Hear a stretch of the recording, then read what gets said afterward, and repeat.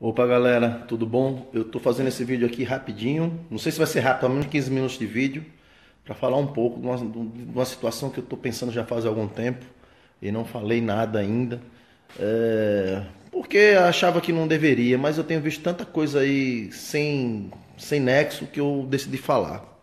Então eu penso assim, como é que a capoeira pode me ajudar a entender a situação política do meu país, do meu Brasil, né? Então a gente tem que olhar para essas duas bandeiras aqui, Portugal, Brasil. E se você juntar a África, você vai ver um triângulo, que é Portugal, Brasil e África. Certo? Esse triângulo, Portugal, Brasil e África, fez com que toda uma cultura fosse exportada.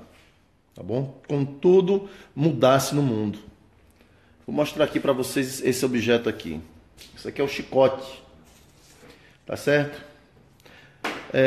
A escravidão, o castigo, a escravidão já existe na humanidade desde os primórdios, desde que o homem se organizou como civilização, né? Desde as primeiras civilizações. Então, pode-se dizer que 14 mil anos antes de Cristo, quando do surgimento da agricultura, o homem possa ter começado a escravizar a partir daí, tá certo? Então, a escravidão existiu sempre. Sempre, sempre, sempre. E aí a busca da hegemonia do forte sobre o fraco. Então as civilizações passaram a escravizar a partir daí. Veio um cara depois, né, 800 anos antes de Cristo, chamado Aristóteles, um filósofo, que ele falou sobre o escravo por natureza. E ele dizia que tem homens que são seres políticos naturais, que nasceram para pensar, e outros não são capazes de pensar, nasceram para ser mandado, para executar o pensamento daquele que é mais evoluído. Nessa época dessa escravidão aqui, não existia diferença de cor para ser escravo. Era escravo, aquelas nações eram escravizadas que perdiam a guerra.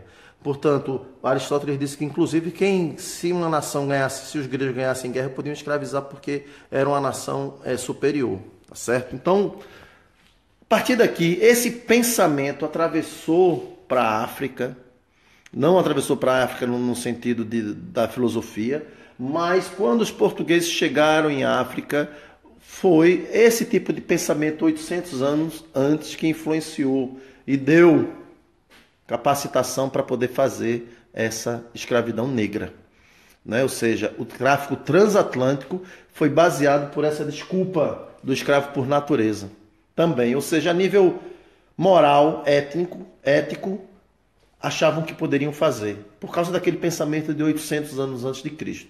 Claro que a gente usa uma desculpa para tudo. A gente sabe quando está certo e quando está errado. Tá certo? Então, essa escravização negra foi a última, digamos assim, oficial. Hoje a gente continua com a escravidão moderna, mas deu a diferença da cor da pele, um novo impulso. Ou seja, sendo essa última escravidão, que é a escravidão negra, trouxe para a cor da pele essa diferença de hegemonia, de quem é mais e quem é menos. Então o racismo nasce a partir daí, nesse sentido cultural, tá certo? Então esse período da escravatura negra foi um período que marcou muito. Esses barcos, né, atravessaram centenas e milhares de vezes durante centenas de anos o Atlântico, né? Não só o Atlântico, mas eu estou falando aqui desse triângulo, com cultura indo e cultura voltando, e formou uma nação chamada Brasil, tá certo? O Brasil foi formado através dessa miscigenação do negro, de diversas etnias e lugares de África, do português, que não era o português abastado, rico, milionário, mas era o português popular, que era preso ou tal, e que ia para lá deportado. O índio, né? E mais tarde, depois, com a abolição da escravatura, as outras nações que foram para lá trabalhar também. Mas sempre dentro dessa condição, dessa subcondição de vida. Então, eu queria falar sobre... Na verdade, eu vou até atravessar. Isso aqui é Lisboa. Lisboa chegou a ter 10 mil escravos negros, né? Então, toda essa força africana, ela influenciou essa cultura e esse triângulo que é Portugal, África e Brasil, como eu disse no início. Então, gente, isso tudo para dizer o quê?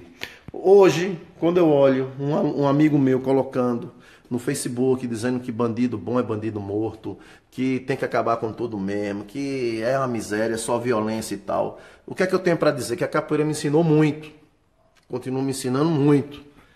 Como é que a capoeira pode explicar isso tudo? Eu vou dizer a vocês. Eu li um livro sobre o Grito do Ipiranga.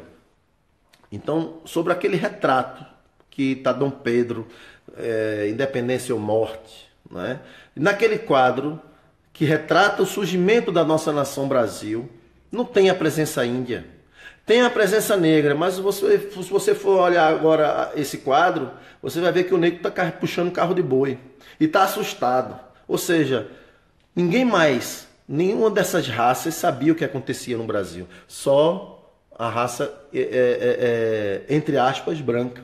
Tá certo? Então, essa situação do povo brasileiro, o país já nasceu assim, retratado, tendo como negro, sendo retratado, puxando carro de boi e a não presença sequer do índio nela. Então, nosso país buscou logo um modelo europeu de ser. E aí já começou a errar, porque se a gente não assumir a nossa miscigenação e o surgimento da nossa raça, a gente não vai para frente como nação. A gente não pode seguir um modelo só europeu ou americano. Nós somos uma nação diferente. Então, o que acontece é que hoje em dia ninguém consegue ver o negro com a mesma possibilidade do dito branco. Vocês estão me vendo aqui a minha cor da pele, mas não se enganem na minha cor da pele, porque eu não me engano com ela, tá? Minha bisavó era índia.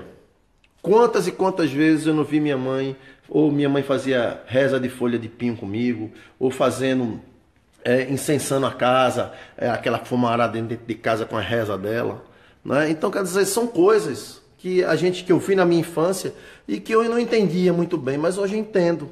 Tem a ver com essa miscigenação dessa cultura. Então eu não posso ser idiota o suficiente para dizer que não, a gente tem que seguir um modelo ali e tal. Mas passei um tempo pensando assim, antes desse meu crescimento, né, dentro da minha cultura, que é a capoeira. Então a capoeira, ela vai ensinar a gente isso tudo, tá?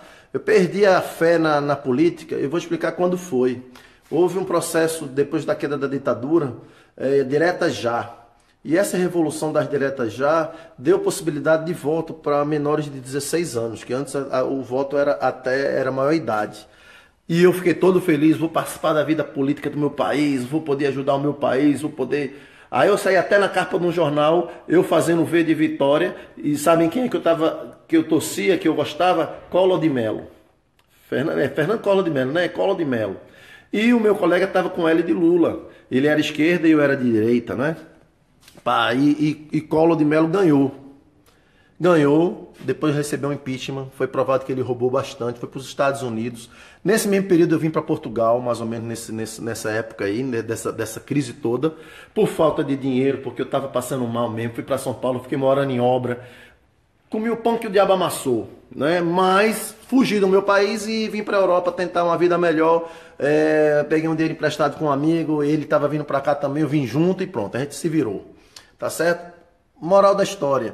Collor de Mello recebeu o impeachment e eu já morando aqui, foi reeleito como deputado. Acho que não foi, você acha que foi deputado federal? Já foi logo deputado federal.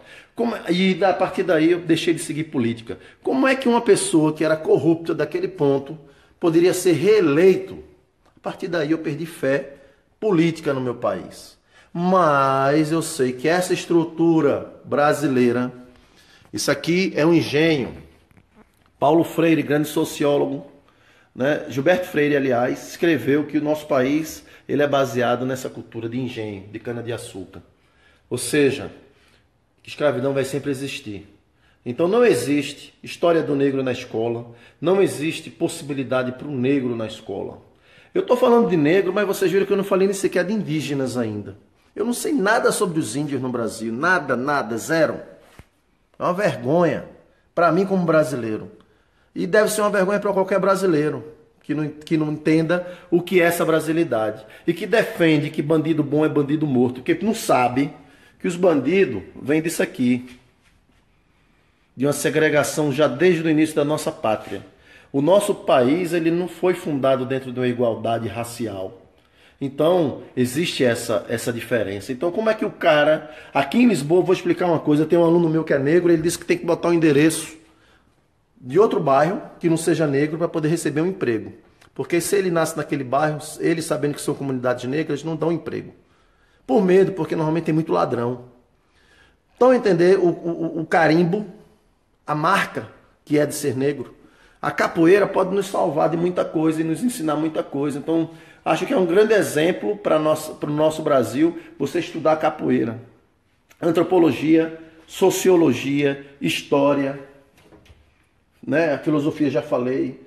Você vai estudar tudo dentro da capoeira e vai entender melhor sobre o que é Brasil e vai ter um encaixe político melhor, entender essas coisas, tá? Se você for olhar para as maltas do Rio de Janeiro que estão aqui retratadas, né? Aqui são as maltas do Rio de Janeiro.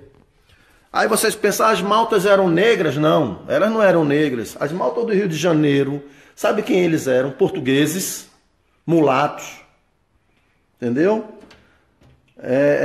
Mestiços, que se juntavam, se organizavam em bandos para poder sobreviver.